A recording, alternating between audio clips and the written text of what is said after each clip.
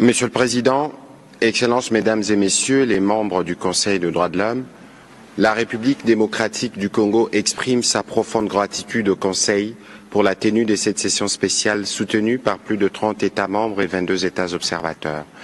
Cette réunion répond à l'urgence de la situation actuelle et aux violations massives des droits de l'homme et atteintes qui frappent les populations du Nord et du Sud Kivu, résultant de l'agression des forces de défense rwandaises et de leurs supplétifs du M23 et de l'AFC.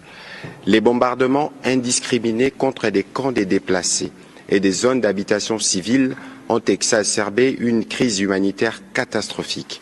Ces attaques ont délibérément ciblé des populations vulnérables en violation flagrante de principes d'humanité, des distinctions, des précautions, des proportionnalités, d'interdictions de mots superflus et des souffrances inutiles.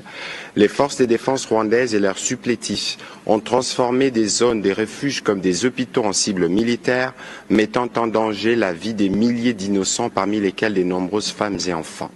Dans la région de Goma, privée d'eau et d'électricité, ces principes du droit international humanitaire ont été systématiquement violés.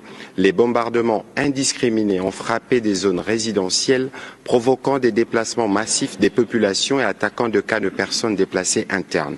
Cette situation est d'autant plus alarmante qu'elle se déroule dans un contexte où des populations déjà vulnérables se trouvent prises au piège entre les forces rwandaises et leurs supplétifs du M23, notamment soutenus par des acteurs extérieurs.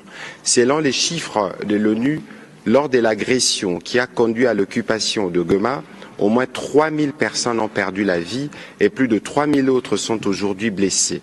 Les attaques ciblant les civils, les déplacements forcés et les attaques contre les camps de personnes déplacées internes témoignent d'une brutalité inacceptable, étayée par des atrocités indescriptibles, notamment des meurtres, des viols de moins de 200 femmes, des massacres et les recrutements forcés d'enfants conduits dans des centres de formation à Rutshuru et ailleurs.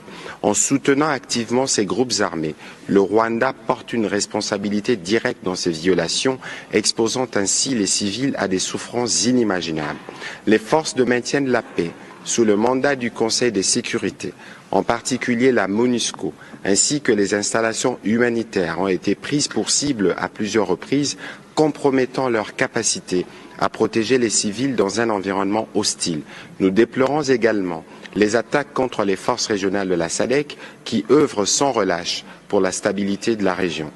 Monsieur le Président, face à cette situation, la République démocratique du Congo appelle à la mise en place d'une commission internationale d'enquête pour examiner les violations des droits de l'homme commises dans notre pays.